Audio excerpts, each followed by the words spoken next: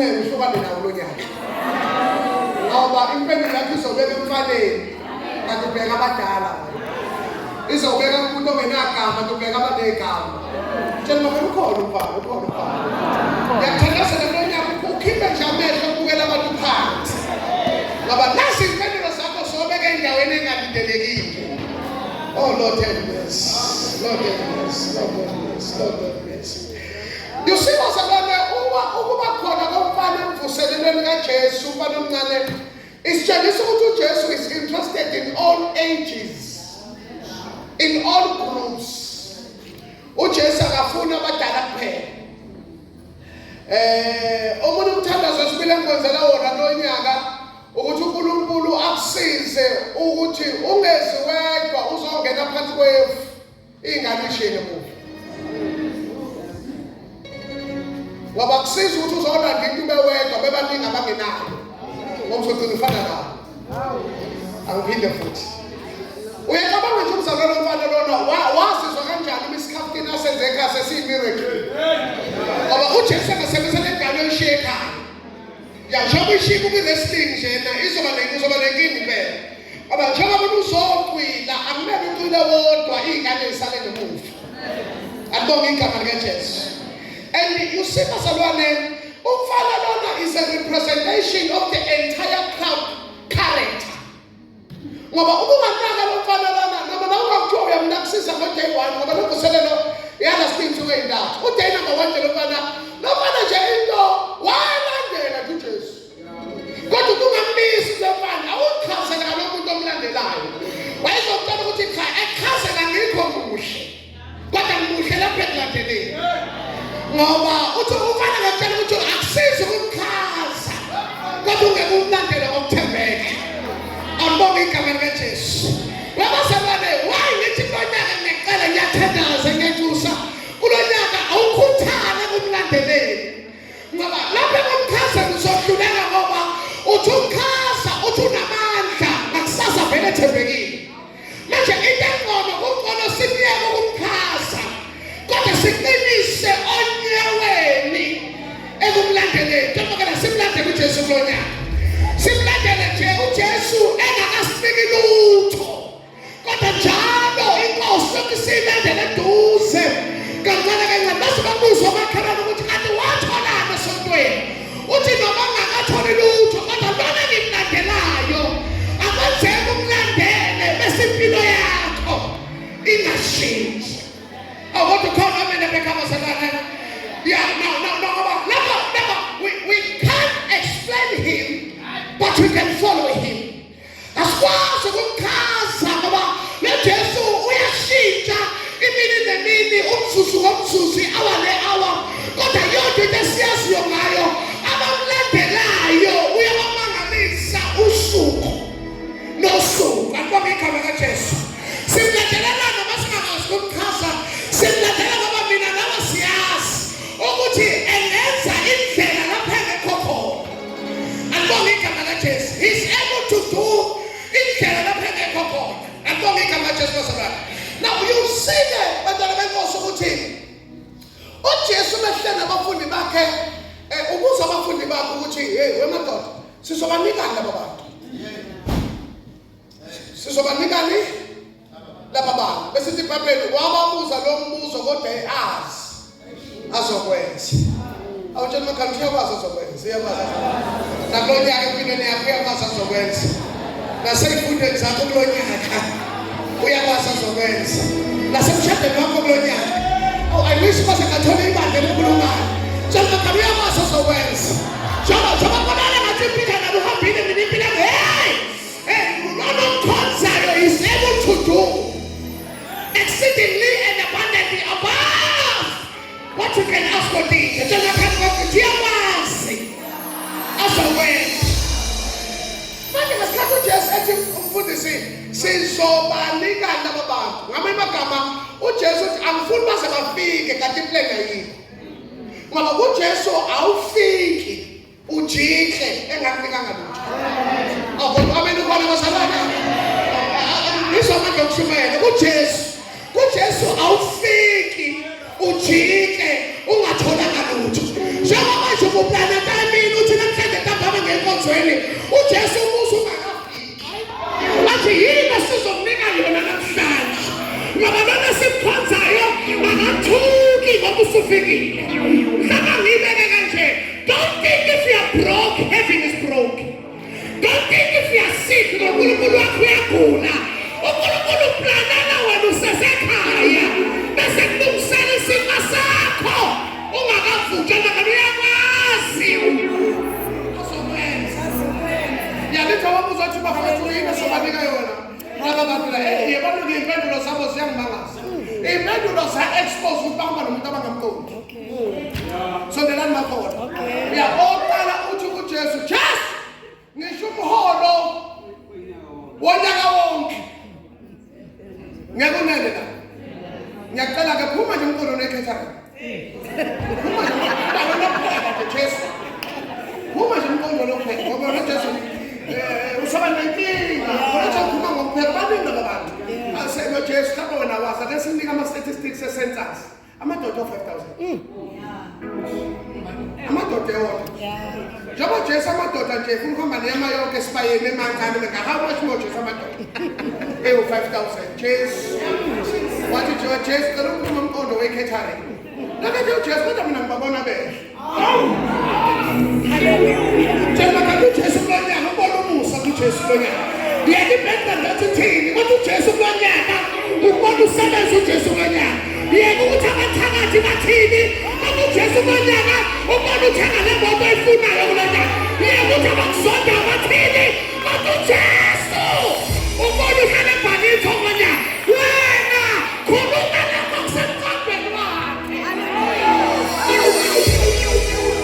awujaba kanti uJesu kulonyaka ubaba mina ney'ngane zamsirathi kulonyaka hayi ngonyaka ozayo hayi basabili bazalwane kulonyaka kulenyanga kuleli sonto kuleli hour kuleli minute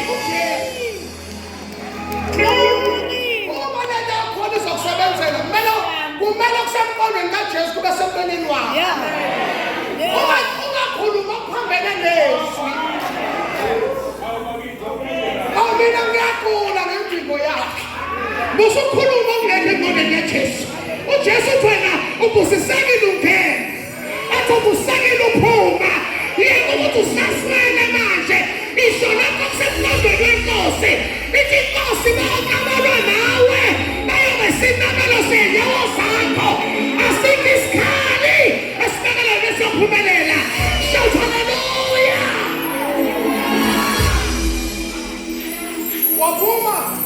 waphuma la ripoti yokuqala kwangena wesibili wathi Jesu sisehlane asike azikho iy'tolo wathi uJesu mina ngibabona behle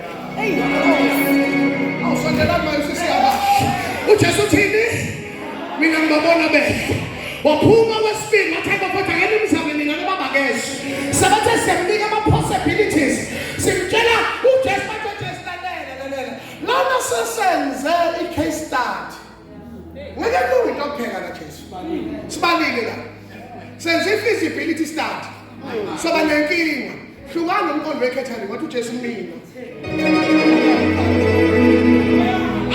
angazi ukuthi angazi ngibona kanjani futhi angazi i-background yakhe ibona kanjani futhi angazi amaphutha owenzile akubona kanjani kodwa uJesu uthi mina ngisile ukuthi babe nokuphila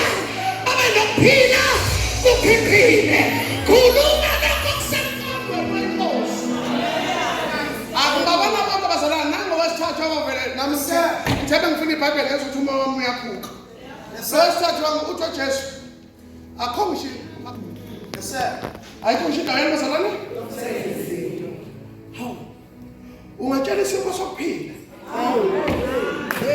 uthi indawo ezingwa ayikho kodwa ineyisinkwa sokuphila sondelani ngensiza ungatshela isinkwa sokuphila ukuthi indawo yezingwa ayikho mhla kwehlima ezulwini baba khona nofla bebethengile mhla kwehlima ezulwini baba khona noovile babesezulwini njengoba phela khona zokwenza kulonyaka futhi ngiyasola ngathi lona leli langa ngithembisana lona awuthole phela ngiyasola ngonyaka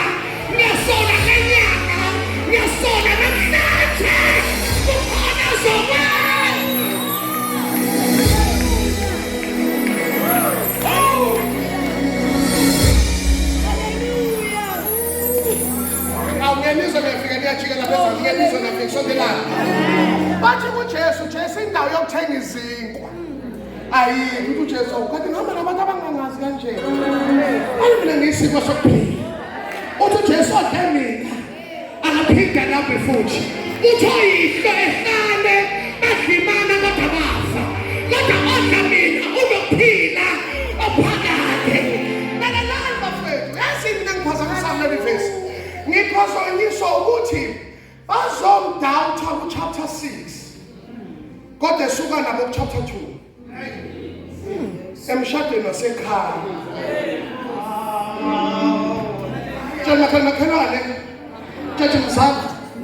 Silenze iphutha. Lo mdoubta chapter 6. Esuka nathi chapter 2. Usuka mdoubta manje uJesu. Akhulula ngodlame kushisa imisi. Usuka mdoubta manje uJesu. Wena warola nemoto kodwa waphuma uphila phakathi. Usuka mdoubta manje uJesu. Kumele bekuthakatha abafana namanje usaphila. Ulamdoubta manje uJesu. Kumele isimo sasiyo. Nesimanga sazi. Tshela makhelwane wami. Asasi.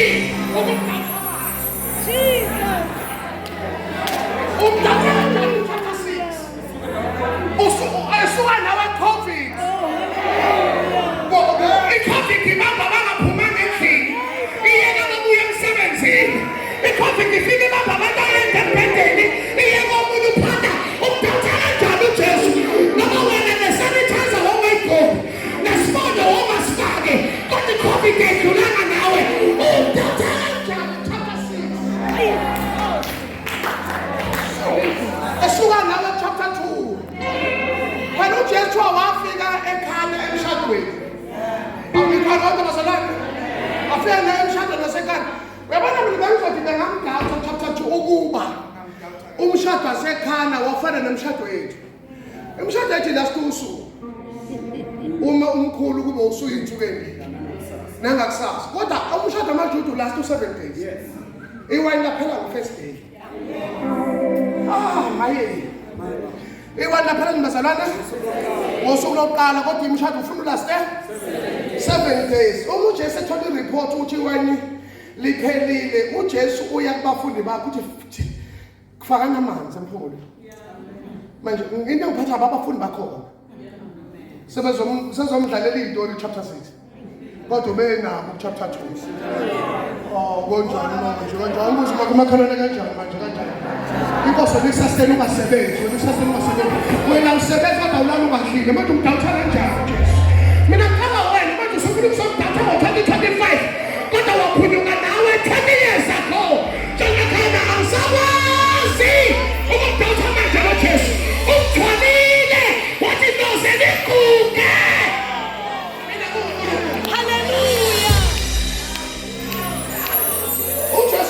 Umshadweni kaJesu waliphendula uJesu yafuthi ukuphela. Sibi kulemphongolo elesingisi uthi fill them to the brim. Fakani izichichili. Ngoba I can't bless in scarcity. Yeah, uthi ichichili lento. Yeah. Ushuthi ke umsebenzi wakho ukuzothela amanzi. Umsebenzi wakho ukuthela yini? Kumana madala ingozi umsebenzi wakho wenza njani? Wena ufuna izinto eziningi ngabe umsebenzi wakho. Ukuthi ufike nje konke uzothela. Njengoba sinanda siphethe inkosi izothela amanzi. Umsebenzi. Bethi ngagcwalisa amanzi. Bagcwalisa yini? Amanzi emphongolweni. Wathi uJesu ophethe ujeke. Ngicela ukha amanzi. Uhambise kumnikazi womcimbi. Okhayo wakha ini? Amanzi. Uma lokhaya kumnikazi womcimbi emnika, ayithi uyatesta wathesta iwayini. Kodwa kuthelwe amanzi. Wakhiwa amanzi. Othestayo kwaba iwayini alikho kodwa. Othengile uthela ini? Amanzi. Okhayo wakha ini? Amanzi. Kodwa wakhuza ini? Isho lento ke bazokutshela abenza umethu ukuthi kunodayafo. To a therefore. Between the dipping and the sipping, something happened. Abafundi bakho bazomdawutha chapter 6. Kodwa ethelisa abantu amanzi engenama grapes, engena yeast, engenamthombo. Wathi abathela amanzi. Kodwa ufuna ukuprocess into efanayo nento eprocessiwe egayile. Kodwa uzoyigaya ngezwi. Tshela khona unephutho lenzayo, tshela unephutho lenzayo. Uzomdawutha manje. Wena ukhuluma nabazali kodwa usufuna ukudawutha manje. Wena ukhule ungafundanga nakahle kodwa usebenza kahle. Wena usufuna ukudawutha kanjani?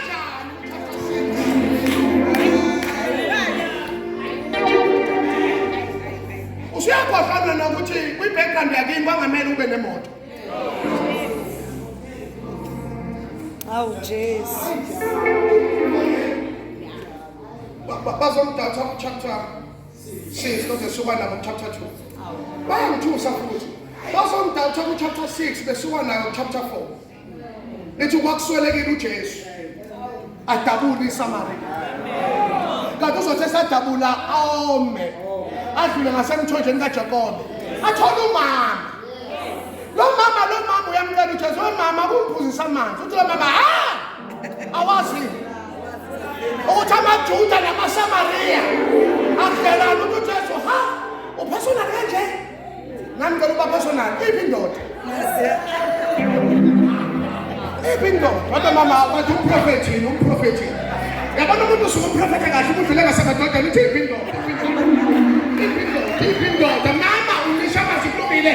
Ngifuna ukuthi uJesu ngibuza indoda ba ngifuna ukutshela ukuthi ubani ome kakhulu. Kodwa mina ngome kakhulu athi wena ome kakhulu. Ulo mama hayi baba Nkosi yami ngicela ukuchaza ngachaza.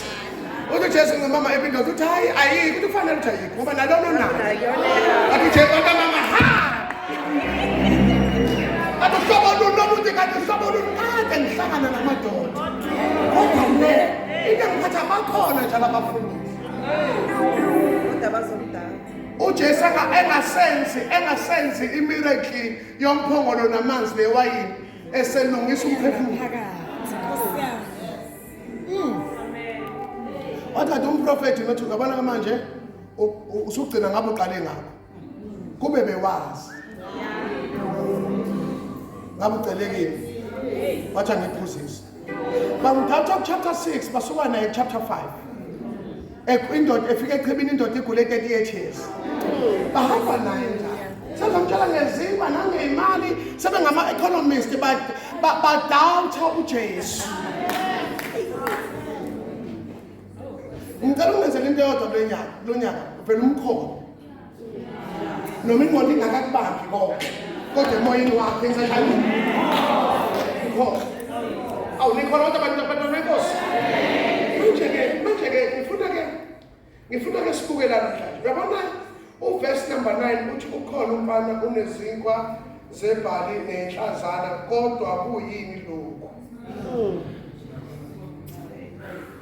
Ngicela ukuchaza ukuthi number 1, ngicela ukuchaza izinkinga zomfana abhekana nazo kuleli bandla. Inkinga zokuqala ukuthi umfana wayezoba imoto eyayizoletha umangaliso. Mfana. Inkinga yesibili yomfana ukuthi wasuke wavela nento ababengenayo. Ekile wena notho namhlanje nasi simanga sevangeli. uNkulunkulu uvamisile ukuthi abangenalutho abaphathisa. Athi ngenze example. Uyazi ukuthi ibandla abahleli kanjena singaphuma lana singene engozini bese ngasinda kuyo. Ngoba singathi sithandaza la vele kushukuma umuntu. Athi basangithenga ngithanda uNkulunkulu wangitshengisa ingozi la. Uthi ngicela uNkulunkulu singaphumi ngo-8. Asiphume ngo-9 usafuna ukuphebeza lengozi bathi abantu awu. Uba lokhulumayo. Wake waprofetha ngilona. Akathandi ukubukwa. Siyongena engozini umoya engcwele bengasiphephisa ngoba uthatha imlayizi emkhulu abeka kwabadelelekile. Ibandla uNkulunkulu akalisize yekani ukuba nama-preference. Yekani ukuba nama-favorites. Ubani osho namhlanje angizwi la mama lo yabona. Kanti into yakhe ibeke kulo muntu omthatha kancane.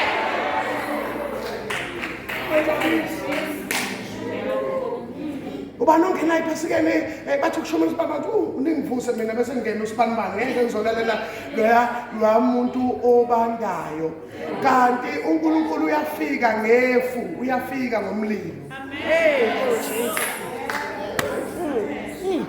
Twemini wayinsika yefu Twebusuku eyinsika yomlilo wena uthi uyamjaja ngensika yefu kanti kuyashisa ufuna ukupholisa abantu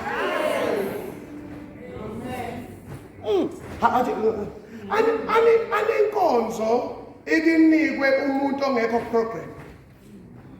ongekho program uthi nje usafuna inkonzo uyathandaza ucaca ukuthi yazi umuntu ogcotshiwe isikhaphini namhlanje kodwa ngoba phansi sithena uzothandaza bese uyasuka bese ngena uSibanibani esimplanile nesisimtshelile kodwa caca ukuthi cha noma ubengaplanwanga kodwa isikhaphini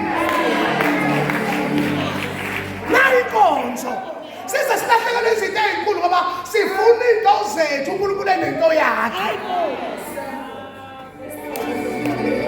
Nayike ubona isibili nje lenka babusoke ngicela ukukhuluma nabo bonke abaphathisiwe Musani uba nenhliziyo esheshe ilimale ngeke uphathe ukudla kwabantu bese uba nenhliziyo encikinciki nje usheshile imali ngoba abantu bazalwane basizwa yinto asebeyixukuzile udokotela shake it well before use uma abantu bekunyakazisa bafuna ukudla kodwa sebengathi ukunyakazisa kancane musudikile inkonzo makabula abantu abakuhlebayo bakuhlekele ukutesta lekwemphethe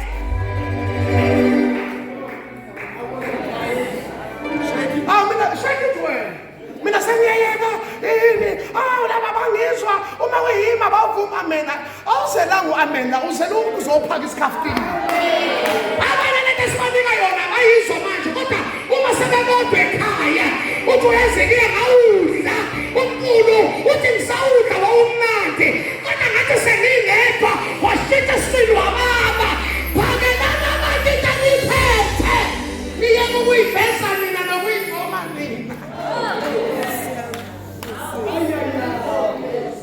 abantu balambile uphethe isikhathi uthi mina bazalwana nginemali zami yeke imali phakathi uyazi nkonzweni kunomuntu ozekhaya eshiya intamba athi uNkulunkulu nje unika ithuba lokugcina wena uphezulu nokutshela abantu ngento zakhe abe uthatha into oyiphathisiwe badla abantu uNkulunkulu ashisa ifume emqondweni womuntu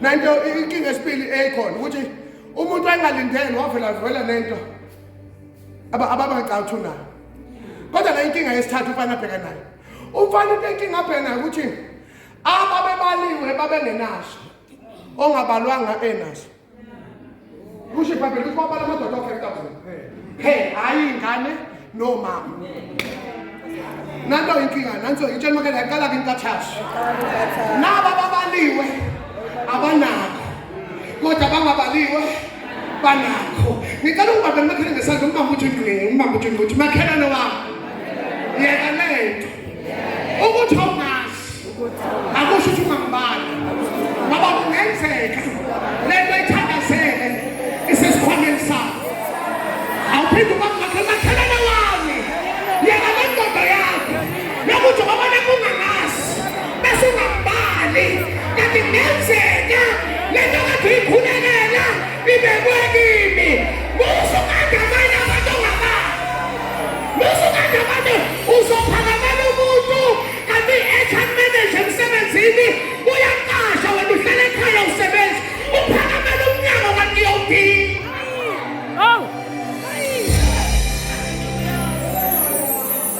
uvamise uNkulunkulu izinto ayibeke ngoba ngabalwanga